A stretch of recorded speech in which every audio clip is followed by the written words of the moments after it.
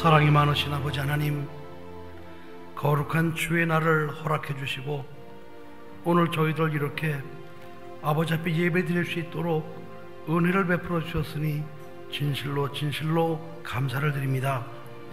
하지만 늘 부족한 저희들, 오늘도 정결케 하시는 예수 그리스도의 보혈을 의지하여 아버지 앞에 나왔사오니 모든 연약함과 허물들을 깨끗이 씻어주시고 이 시간 드리는 예배가 산제사가 되어 하나님께는 영광이요 또한 저희들에게는 한없는 은혜와 축복의 시간이 되게 하옵소서. 성령께서 함께 하심을 감사하여 예수님 이름으로 간절히 기원하옵나이다. 아멘.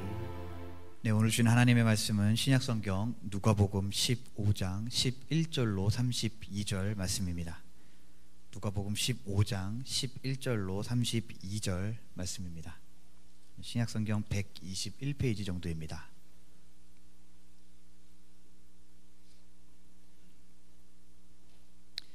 네, 다 찾으신 줄 알고 개역 한글 성경으로 한 절씩 교독하시겠습니다. 또 가라사대 어떤 사람이 두 아들이 있는데 그 둘째가 아비에게 말하되 아버지여 재산 중에서 내게 돌아올 분깃을 내게 주소서 하는지라 아비가 그 살림을 각각 나누어 주었더니 그 후 며칠이 못되어 둘째 아들이 재산을 다 모아가지고 먼 나라에 가 거기서 허랑방탕하여 그 재산을 허비하더니 다 없이 한 후 그 나라에 크게 흉년이 들어 저가 비로소 궁핍한지라 가서 그 나라 백성 중 하나에게 붙여 사니 그가 저를 들러 보내어 돼지를 치게 하였는데 저가 돼지 배를 채우고자 이에 스스로 돌이켜 가로되 내 아버지에게는 양식이 풍족한 품꾼이 얼마나 많은고 나는 여기서 주려 죽는구나. 내가 하늘과 아버지께 죄를 얻었사오니 지금부터는 아버지의 아들이라 일컬음을 감당치 못하겠나이다. 나를 품꾼의 하나로 보소서 하리라 하고 이에 일어나서 아버지께 돌아가니라. 아직도 상거가 먼데 아버지가 저를 보고 측은히 여겨 달려가 목을 안고 입을 맞추니 아들이 가로되 아버지여 내가 하늘과 아버지께 죄를 얻었사오니 지금부터는 아버지의 아들이라 일컬음을 감당치 못하겠나이다. 나를 품꾼의 하나로 보소서 하나 아버지는 종들에게 이르되 제일 좋은 옷을 내어다가 입히고 손에 가락지를 끼우고 발에 신을 신기라. 그리고 살찐 송아지를 끌어다가 잡으라. 우리가 먹고 즐기자.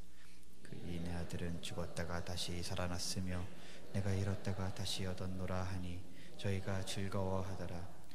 맏아들은 밭에 있다가 돌아와 집에 가까웠을 때에 풍류와 춤추는 소리를 듣고 한 종을 불러 내린가 부른데 대답하되 당신의 동생이 돌아왔음에 당신의 아버지가 그의 건강한 몸을 다시 받아들이게 됨을 인하여 살찐 송아지를 잡았나이다 하니 저가 노하여 들어가기를 즐겨 아니하거늘 아버지가 나와서 권한대 아버지께 대답하여 가로되 내가 여러 해 아버지를 섬겨 명을 어김이 없거늘 내게는 염소 새끼라도 주어 나와 내 벗으로 즐기게 하신 일이 없더니 아버지의 살림을 장기와 함께 먹어버린 이 아들이 돌아오매 이를 위하여 살찐 송아지를 잡으셨나이다.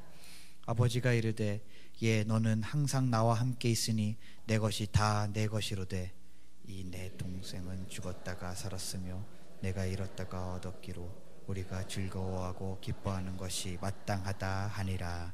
아멘. 이 시간에는 아버지의 마음을 헤아려라의 제목으로 담임 목사님께서 말씀을 선포하시겠습니다. 기도하시겠습니다. 사랑이 많으신 아버지, 오늘도 주시는 말씀을 통하여 아버지의 마음을 헤아려 드리고 아버지의 마음을 기쁘시게 드릴 수 있는 저희들 되게 하옵소서. 부족한 종을 단요에 세워주셨사오니 종의 입술에 기름을 부어주시고 생명과 진리의 말씀으로만 충만케 하옵소서. 오직 성령께서 함께 주실 줄 믿사옵고 예수님 이름으로 간절히 기도하옵나이다. 아멘. 할렐루야. 하나님은 사랑하는 아버지시다. 세 번만 시작. 하나님은 사랑하는 아버지시다. 하나님은 사랑하는 아버지시다. 하나님은 사랑하는 아버지시다. 할렐루야. 지난 주일 저녁부터 수요일까지 수지지역 연합대 부흥성회를 잘 마쳤습니다. 그런데 지난 주일 저녁에 첫 집회가 끝나고 어떤 목사님이 저한테 문자를 보냈습니다. 이렇게 이제 연합부흥성회를 한다 그러니까 이제 오셔서 첫날 집회를 참석하시고 그 이명남 목사님의 그 간증 이렇게 들으면서 저 사람은 이 성령의 은사를 받은 사람이 아니다 이렇게 해가지고 저한테 문자를 보냈어요. 왜 그런가 하니 자기가 하나님 앞에 3시간씩이나 욕을 하고 덤벼들고 그런 경거망동도 유분수고 그런 사람이 어떻게 성령의 사람이 될 수 있느냐. 그러니까 저 사람 말을 들으면 안 된다 이렇게 저한테 문자를 보냈어요. 그래서 제가 답장을 보냈습니다. 끝까지 한번 참석해 보시고 말씀을 해주시면은 제가 잘 경청을 하고 듣겠습니다. 그리고 이 뭉치라는 책도 한번 꼭 읽어보시면 좋겠습니다. 이렇게 제가 답변을 해드렸습니다. 근데 그분은 제가 알기로는 모태 신앙자로서 이제 목사님이 되신 분이고, 이번에 간증했던 이명남 목사님은 여러분 알다시피 정 파란만장한 그 인생을 살다가 이렇게 예수님을 믿게 되고 그 안에서 구원받아서 살아가는 그런 사람이었습니다. 예수를 믿게 된 동기가 같을 수가 없죠. 그런데 이제 그분이 그 모태신앙자였던 그 목사님 입장에서는 자기 입장에서 하나님을 향해서 3시간씩이나 망욕을 해가면서 그렇게 대든다는 것은 이건 도저히 이거는 이해할 수도 없고 용서할 수도 없고, 그리고 그렇게 했으면 적어도 자기가 6시간은 회개를 해야 된다는 거예요. 6시간. 그런데 이제 그 문자를 보내는 목사님은 이제 일단 어쨌든 하나님을 향해서 3시간 좋겠다. 이게 꽂힌 거예요. 꽂혀가지고 저런 사람이 무슨 성령의 사람이 될 수 있느냐. 그러니까 수지산성교회 성도들을 그걸 듣지 못하게 해야 된다. 이렇게 이제 문자를 보냈어요.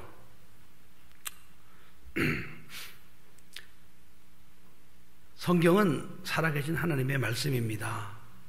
성경은 하나님의 뜻과 생각, 하나님이 하신 일들을 기록한 하나님의 말씀이지요. 그래서 우리가 성경을 대할 때 이것은 하나님의 말씀이구나, 하나님의 생각이구나, 하나님의 뜻이구나, 하나님이 하시는 일이구나, 이런 자세로 우리는 성경을 읽고 또 듣고 또 믿어야 됩니다. 근데 성경을 이렇게 대하면서 또는 설교를 들으면서 많은 사람들이 자기 입장에서 성경을 읽고 또 설교를 듣는 사람들이 의외로 많습니다. 그러다 보니까 성경을 읽을 때마다 하나님이 왜 이러시냐, 아니 왜 무슨 뭘 크게 잘못했다고 홍수로서 전 인류를 갖다가 이렇게 심판을 하느냐, 너무한 거 아니냐, 선악과는 왜 만들어놨느냐, 나 같으면 그거 만들어 놓지 않을 텐데, 이런 식으로 이렇게. 그러니까 성경을 읽거나 설교를 들으면서 지금 중심이 누구 중심인 거 아니 자기 중심이에요. 자기 수준에서 성경을 읽고 듣고 하다 보니까 이게 다 마음에 안 드는 거예요. 이게 오해투성이고, 그러다 보니까 이제는 하나님을 적대시하는 그런 사람들도 생기게 되는 겁니다. 자, 그러나 성경을 대할 때 자세가 뭐냐? 이것은 전능하신 하나님께서 당신의 생각과 뜻, 당신이 하신 일들을 갖다가 기록한 말씀이다. 그런 전제 조건이 있어야 돼요. 그런 전제 조건을 갖다가 자기가 깨닫고, 하나님이 이렇게 이런 생각 갖고 계시구나, 하나님이 이렇게 하시는구나, 그런 마음을 가지고 성경을 대해야 되는 거예요. 그런 마음을 가지고 하나님 말씀을 들어야 되는 거거든요. 자, 그렇다면은 그런 자세로 하나님 말씀을 들을 때마다 하나님이 이렇게 하셨구나. 하나님 생각이 이렇구나. 그랬었구나. 그렇구나. 그러한 자세로 성경을 대해야 되는 거거든요. 그러한 자세로 설교를 들어야 되는 거거든요. 그런데 이게 중심이 자기 중심이 되어버린 거예요. 이 자기 중심을 갖다가 이제 신학적인 용어로 인본주의다 이렇게 말하는 것이고, 성경은 하나님께서 하나님의 생각과 뜻과 계획, 하나님이 하신 일들을 갖다 기록한 말씀이다. 이런 중심에서 성경을 읽는 사람들의 신앙을 신본주의 신앙이라고 이렇게 말할 수 있는 겁니다. 성경을 자기 중심에서 읽으면은 이해할 수 없는 일들이 너무나 많아요. 그죠? 이건 도저히 이해할 수가 없어. 그러니까 믿음을 믿을 수가 없는 것이죠. 근데 성경은 전능하신 하나님께서 하나님의 생각과 뜻을 담은 말씀이거든요.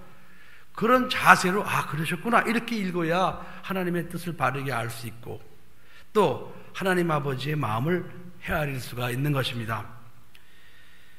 그러면 그런 자세로 성경 읽으면 성경에 대한 의심이 있을 수 있어요, 없어요? 예? 의문은 있을 수 있어요. 의문. 하나님이 왜 이렇게 하셨지? 궁금한 거, 의문은 있을 수 있어. 그러나 의심은 할 수가 없는 거예요. 그건 하나님께서 하신 일이니까. 그런 자세로 성경을 대하고 설교를 들을 때 의심은 사라지고, 물론 의문은 남을 수 있죠. 하나님이 왜 이렇게 하셨지? 이건 뭐예요? 믿긴 믿는데 하나님이 이거 이렇게 하나님이 하신 일 맞긴 맞는데 하나님이 왜 이런 방법으로 하셨지? 이건 의문이죠. 이건 건강한 겁니다. 자기 중심에서 설교를 듣거나 성경을 이해하려고 그러면 맨 의심만 생기는 거거든요. 자, 오늘 누가복음 15장 이 말씀은요, 예수님 앞에 세리와 죄인들이 말씀을 들으러 나왔습니다. 1절에 보니까, 그리고 예수님께서 그 세리와 죄인들을 영접하고 음식을 같이 먹는 거였습니다.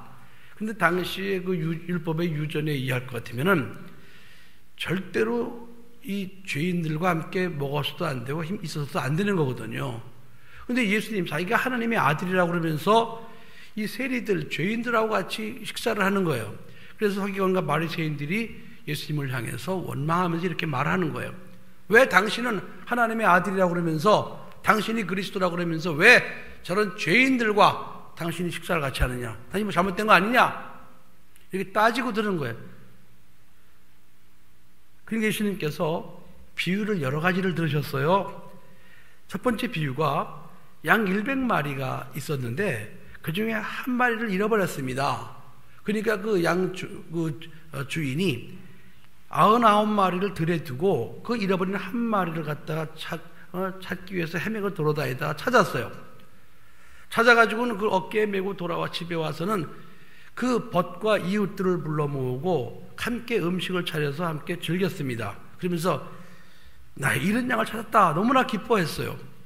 그러면서 7절에 보니까 내가 너희에게 이르노니 이와 같이 죄인 하나가 회개하면 하늘에서는 회개할 것 없는 의인 99을 인하여 기뻐하는 것보다 더하리라. 이게 비교하는 듯한 말씀하셨단 말이죠. 자, 그러면은 이걸 우리 인본주의 입장에서 자기 중심에서 이 말씀을 들으면은 잃어버리지 않고 주인 말을 잘 듣고 목동 말을 잘 들었던 99마리 기분 좋겠어요, 나쁘겠어요? 기분 나쁘지. 그렇잖아요. 자기네는 목동의 말을 잘 들었어. 그러니까 목동이 가자는 데로 가고 가지 말라는 데 가지 않고 말을 잘 듣고 따라다녀서 집에까지 오는데 지금 한 마리 잃어버린 양은 목동의 말을 들은 거 안 들은 거예요? 이게 안 들은 거야. 이게 어디나 꼭 그런 게 있잖아, 그죠? 그래가지고는 목동의 말을 안 듣고 자기 가고 싶은 대로 이렇게 가다가 길을 잃었든지 이렇게 해서 지금 이게 이탈되고, 그러면은 99마리 입장에서는 저 한 마리는 저건 잘못한 거 아니에요?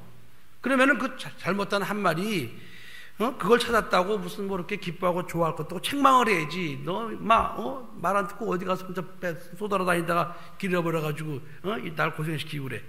그럼 벌 줘야지. 그렇잖아요. 손 들고 있어. 벌 주고. 그런데 이 주인은 지금 우리의 생각과 다른 거예요. 그가 잃어버린 한 마리 찾았다고 기뻐하고 즐거워하고 잔치를 벌이고, 그리고는 또 더군다나 거기다가 잃지 않은 99보다 잃어버리고 한 마리 찾은 게 더 귀하다고 이렇게 비교해서 말씀하시니까, 사실은 99마리 입장에서는 이런 말을 들으면 기분 나쁜 게 당연한 거예요. 기분 나쁜 거예요. 아마 그러면서 이런 생각이 들을지도 몰라. 나도 한번 해봐? 이래가면서 나도 한번 잃어봐? 한번 가출해봐? 뭐 이런 식으로. 자, 그들이 이제 또 10드라크마를 가진 여자가 하나를 잃어버렸어요.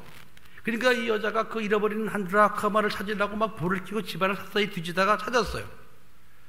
찾았으면 찾았나 보다 해야지, 뭘 또 찾았다고 또 이웃들을 불러갖고 또 잔치를 열고 또 이렇게 기뻐하냐 이 말이에요.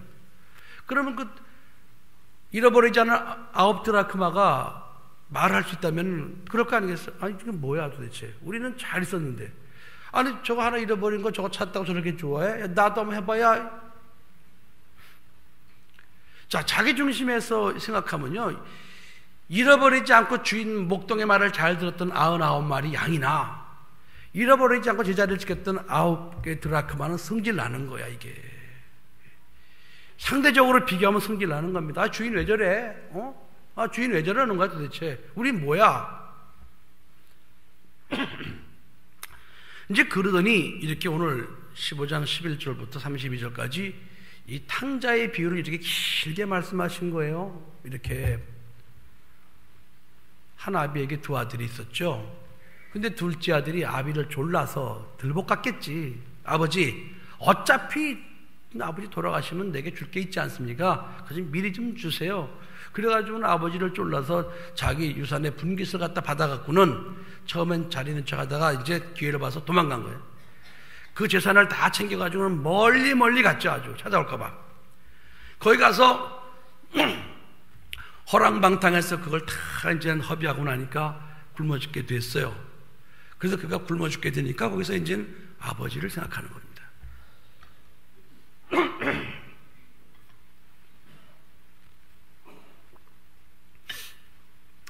우리 아버지 집에는 품꾼들도 많은데 내가 왜 이런 고생을 하나? 내가 아버지 집으로 돌아가야 되겠다.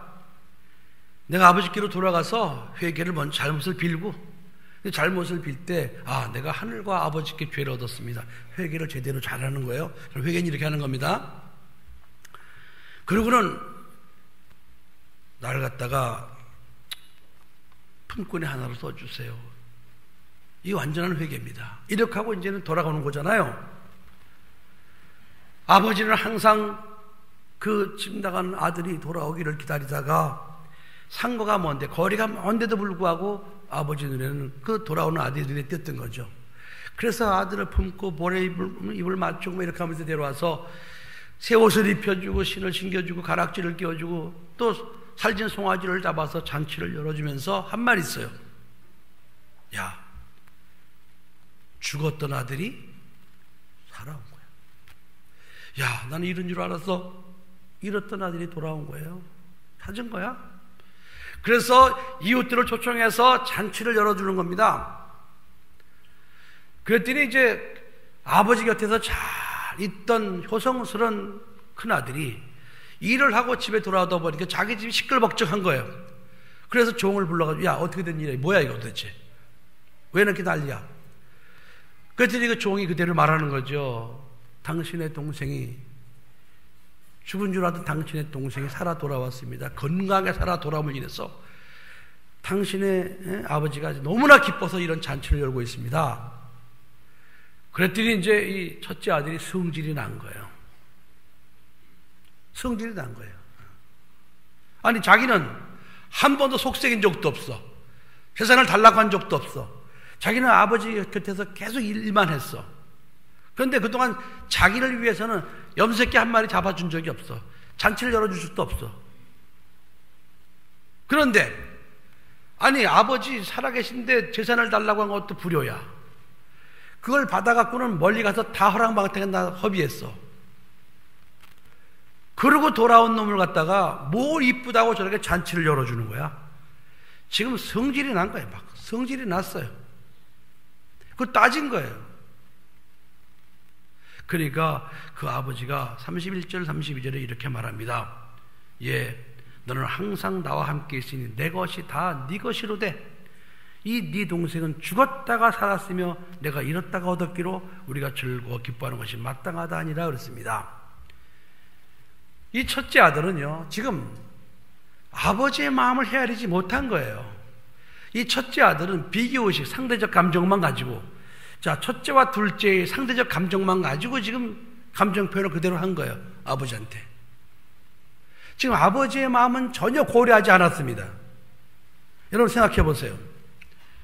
양 100마리가 있어야 그 목동이 집에 들어와서 편히 쉴 수가 있어요. 그게 완전수란 말이죠. 한 여자에게 10드라크마가 있어야 여자가 안심할 수 있어요. 그 10드라크마라는 것은 당시에 이제 남편이 애정의 표로, 혼인의 표로 자기 아내에게 주는 선물입니다. 그러니까 10개가 있어요. 이게 팔아먹지도 못해. 10개가 있어야 돼. 그래야 자기를 향한 남편의 사랑, 그게 10드라크마에 나타나는 거죠. 하나 잃어버렸어. 이건 안심이 안 되는 거예요. 완전하진 않아요. 불완전해요. 자, 한 아비에게 아들 둘이 있어요. 그러면은 그 한 아비에게 아들 둘이 항상 있어야 돼. 그래야 아비가 마음 편하게 살 수가 있어요. 여러분 생각해 보세요. 여러분에게 자녀 셋이 있다고 합시다. 근데 그중 한 자녀가 집을 나가버렸어요. 생사를 알 수 없어요. 그럼 여러분 잠을 제대로 잘 수 있겠어요? 밥을 제대로 먹을 수 있겠어요? 아들 둘, 자식 둘은 잘 있어도 있어야 될 하나의 자식이 지금 내 집에 없으면은 그 아비는 불완전한 거예요. 발 뻗고 잘 수가 없어요. 밥을 제대로 먹을 수가 없어요. 자, 아비 입장에서는 100마리의 양이 있어야 돼. 아비 입장에서는 10드라크마가 있어야 돼. 아비 입장에서는 두 아들이 있어야 돼. 그래야 아버지가 편한 거예요. 이게 아버지의 마음이란 말이죠. 자, 그렇다면은 첫째 아들 입장에서 아버지의 마음을 헤아려야 되는 거거든요. 아, 우리 아버지가 얼마나 괴로우실까? 아, 내 동생이 지금 집을 나가서 지금 살았는지 생사를 알 수가 없고 이러고 있는데 우리 아버지가 얼마나 힘들까? 아버지가 잠을 못 주무실 때, 아, 우리 아버지가 그래서 잠을 못 주무시는구나. 아, 우리 아버지가 일어나기만 하면 새벽마다 그 저렇게 동네 오고 밖에 나가서 이렇게 멀고도 쳐다보는 것은, 아, 내 동생이 돌아올까? 그것 때문에 저렇게 하시는구나. 아니, 아버지의 마음을 헤아려야 될 거 아니겠어요? 그렇잖아요, 여러분? 아버지의 마음을 헤아려야 되는데 이 큰아들은 자기 중심적인 사고에서만 생각해요. 자기 중심이에요. 그러니까 그 동생은 안중에도 없어. 죽거나 말거나 뭐 상관없는 거예요. 아니, 어쩌면 동생이 죽기를 더 바라는지도 모르죠. 이게 형의 마음이었어요. 이게 형의 마음이었어요. 그러니까 그런 마음을 가지고 있으니까 자기 아버지가 하는 행동이 마음에 들지 않는 거예요. 기분 나쁜 거예요. 그러니까 따지고 들은 거예요. 왜 그러십니까? 왜? 아버지, 내가 언제 속을 새겠습니까? 내가 잘못한 거 있습니까? 난 한 번도 아버지 길 떠난 적이 없습니다. 난 열심히 일했습니다. 그런데 그런 나를 위해서 아버지 언제 염색기 한 마리 잡아서 잘했다고 칭찬해 준 적이 있습니까? 잔치해 준 적이 있습니까? 그런데 아버지, 아니 저놈 아버지의 재산을 다 주고 나가서 허랑방탕해서 창기와 함께 다 낭비하고 허비하고 돌아온 저놈이 뭐가 이쁘다고 저놈을 위해서 이런 잔치해 줍니까? 이건 도저히 제 입장에는 이해할 수가 없습니다. 아버지, 뭐 잘못된 거예요. 이러고 따지고 들었다 이 말이에요. 여러분, 자기 생각에서 자식 하나를 잃은 아버지의 마음은 전혀 고려하지 않은 겁니다. 전혀 이해하지 않은 거예요. 전혀 생각하지 않았던 거예요. 자기 생각만 한 거예요, 여러분. 우리들이 신앙생활 하면서 자칫 잘못하면은 이렇게 우리 모두가 자기 중심에서만 신앙생활을 할 수가 있어요. 하나님 아버지의 마음은 고려하지 않아. 생각하지도 않아. 그리고는 거저 예수 믿으면서 형제를 미워하고 남을 정죄하고 남을 흉보고 남이 안 되는 걸 좋아하고 그리고 불쌍한 영혼을 봐도 구원할 생각은 전혀 하지도 않고 남이 아파해도 아파하거나 말거나 관심도 없고 그렇게 살아가는 이런 큰아들의 모습이 어쩌면 오늘 우리들의 모습일는지도 모릅니다. 다 자기중심적인 거예요. 그래 저건 저렇게 안 되는 게 싸. 내가 신앙생활 하는 거 보니까 내가 그때부터 알아봤어. 저거. 자, 신앙생활 잘못하는 그 성도를 보는 아버지의 마음이 어떻겠습니까? 잘해야 되는데, 야, 좀 누가 좀 도와줘라, 야, 중보기도 좀 해주고, 교회 나오다가 교회 안 나오는 성도를 보는 아버지의 마음이 어떻겠습니까? 야, 누가 가서 좀 잘 좀 설득해 좀 데려와, 다시 좀. 아버지의 마음이죠. 아버지의 마음. 불쌍한 영혼을 보면은 구원받기를 원하는 아버지의 마음. 우리가 신앙생활하면서 하나님 아버지의 마음을 헤아릴 수 있어야 됩니다. 하나님 아버지의 마음.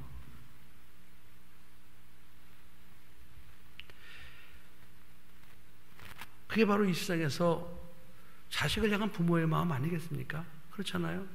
제가 시내에 이렇게 나가다 보니까 시내에 현수막이 걸려있는데 보니까 무슨 해교인가 그런데 우리 해교를 찾아주세요. 현수막이 붙어 있어요. 여러 개가. 저 남산 1호선을 지나가고 이렇게 지나가 양쪽에 붙어 있더라고. 그래서 언제 잃어버렸나 했더니 오래전에 6살 때 잃어버렸나. 20년이 지났는데도 지금 그 잃어버린 딸을 잊지 못해서 지금도 현수막을 걸어놓고 찾고 돌아다니더라 이 말이에요. 잃어버린 딸을 갖다가 찾기 위해서 큰 삼지사방을 돌아다니니 집에 있는 자녀들은 좀 고생이 되겠죠. 그러나 집에 있는 자식은 집에 잘 있으니까 이거는 찾아다닐 필요 없어. 하지만 그 부모 입장에서는 있어야 될 그 자녀가 그 위치에 있을 그 자녀가 없으니까 그 자녀를 찾기 위해서 온 곳을 돌아다니면서 헤매고 있다 이 말이에요. 그것이 잃어버린 자녀를 찾는 부모의 마음입니다. 그러면 자녀 입장에서 어떻게 해야 되겠어요? 아버지 어머니 저희도 같이 찾아 나설게요. 그리고 같이 찾으러 돌아다니고 이렇게 하고 어머니 아버지 저희를 걱정하지 마세요. 저희를 잘 끓여 먹고 살게요. 이렇게 해야 그것이 부모님의 마음을 헤아리는 자녀가 아니겠습니까? 우리 부모님의 마음을 헤아리자.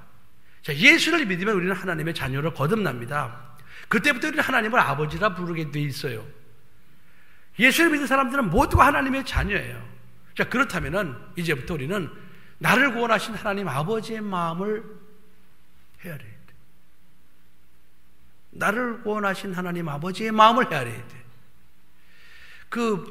이번에 참 와서 간증하고 설교한 우리 임용남 목사님이 전 자기를 낳아준 아버지가 자기를 죽이려고 그러고 자기를 낳아준 어머니가 자기를 서울역에다 버리고 그리고 참 7살 때부터 그렇게 부모 없이 온갖 고생을 하면서 그 선감도라는 수용소에 끌려가서 죽을 뻔한 고비를 7번이나 넘기면서 탈출을 시도하다가 그가 이제 목숨만 부지하고 나와서 도대체 하나님이 누군가?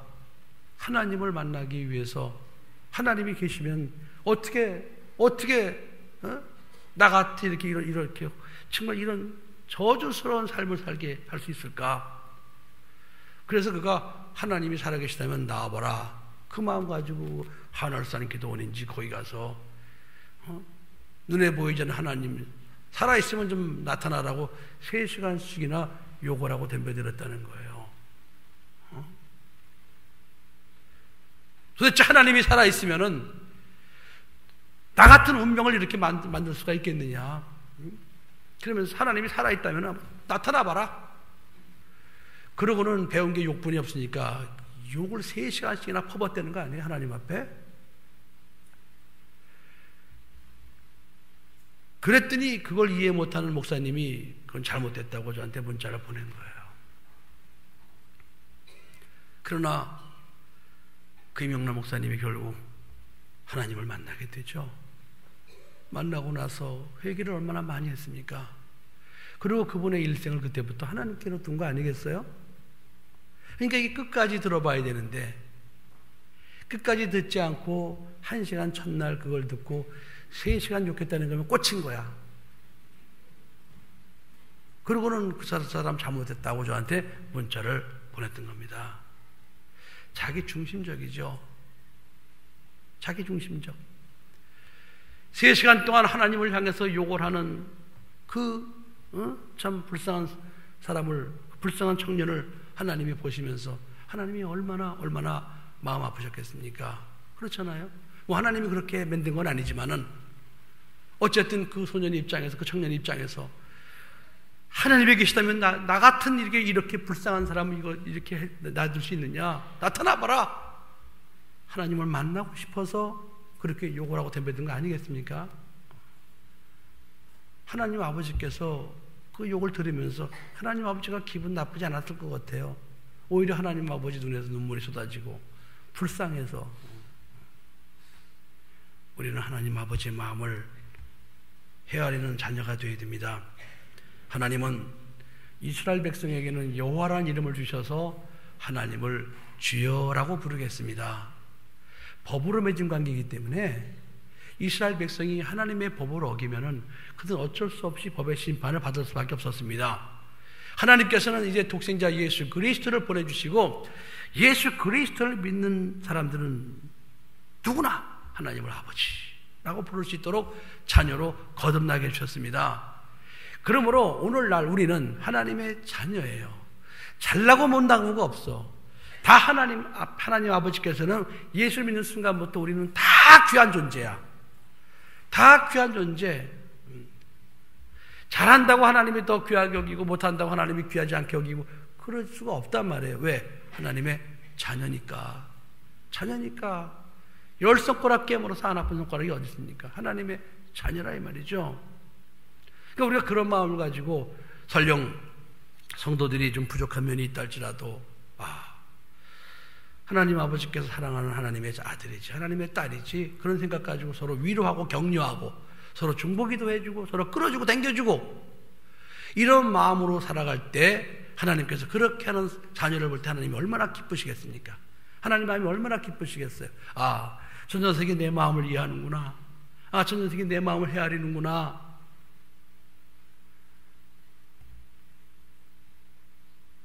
사랑하는 성도 여러분, 우리는 자녀를 사랑하시는 하나님 아버지의 마음을 헤아려야 됩니다. 그래서 우리 교회가 이제 7, 8월에 이렇게 참 노방전도자들을 초청해서 그분들을 잘 섬기려고 하는 것은 그분들을 사랑하시는 하나님 아버지의 마음을 제가 조금 이해하기 때문에 그러는 거예요. 그분들을 잘 섬기면 하나님 아버지가 얼마나 기뻐하실까? 왜? 그분도 하나님의 자녀로서 하나님이 일하는 사람들이거든요. 우리 교회 선교하고 후원하고 있는 섬지방에 있는 목사님들, 사모님들을 모셔서 3박 4일 동안 잘 모시는 이유도 거기에 있는 거예요. 하나님 아버지의 마음을 좀 헤아리다 보니까 하나님 아버지께서 저분들을 섬기는 것을 굉장히 기뻐하시겠구나. 그래서 그런 나눔을 하는 거예요. 우리가 필리핀에 가서 불쌍한 영혼들 빈민 사역하는 것도 마찬가지예요. 하나님 아버지께서 저 영혼들을 구원하는 걸 너무너무 기뻐하시겠구나. 하나님 아버지께서 저 빈민 지역에 우리가 교회를 세워서 저들을 구원하고 저들을 살리는 하나님 아버지가 너무나 기뻐하시겠구나. 하나님 아버지의 마음을 헤아리니까 그런 일을 하게 되는 거예요. 할렐루야. 우리 신앙생활 하면서 하나님 아버지의 마음을 헤아립시다. 하나님 아버지의 마음. 무슨 일을 하든지 하나님 아버지의 마음을 헤아려드리자고요. 그래서 하나님 아버지께서 기뻐하실 일을 골라서 할 때 하나님께서는 그런 일을 하는 하나님의 자녀들을 보시면서 하나님이 기뻐하시고 하나님께서 더 많은 하나님이 할 수 있도록 하나님의 은혜를 베풀어 주실 것입니다. 기도하시겠습니다. 아버지 하나님, 우리는 일반적으로 탕자의 비유라고 알고 있는데 오늘 이 말씀이 아들을 사랑하시는 하나님 아버지의 마음, 하나님 아버지의 마음, 그 마음을 헤아릴 수 있도록 이 말씀하셨다는 사실을 저희들 깨닫게 되었나이다. 아버지, 저희들 오늘부터라도 자녀를 사랑하시는 아버지 하나님의 마음을 헤아려 드리고 아버지를 기쁘시게 해드릴 수 있는 저희들 되게 하옵소서. 그리고 예수 믿은 우리들을 그토록 사랑하시는 하나님 아버지의 그 사랑의 마음을 헤아려 드리고 하나님 아버지를 사랑하고 하나님 아버지를 기쁘시게 해드릴 수 있는 저희들 되게 하옵소서.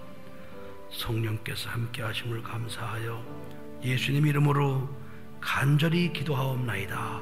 아멘. 이제는 우리 구주 예수 그리스도의 은혜와 하나님 아버지의 극진하신 사랑하심과 성령님의 교통, 내주 인도 감동하심이 평생 하나님 아버지의 마음을 헤아리며 아버지 앞에 효성스러운 자녀로 살기로 결심하고 다짐하는 사랑하는 모든 성도들 위해 이들의 가정과 직장과 사업장과 이 나라 이 민족 위에 북한에 신음한 우리 동포들, 탈북 동포들, 또 전 세계에 나가 선교하는 우리 선교사들과 그들의 사역지 위에, 그리고 필리핀을 비롯하여 해외에서 예배드리는 우리 사랑하는 성도들, 지구촌에 있는 모든 믿음의 형제 자매들 위해 이제로부터 영원토록 함께 있을지어다. 아멘.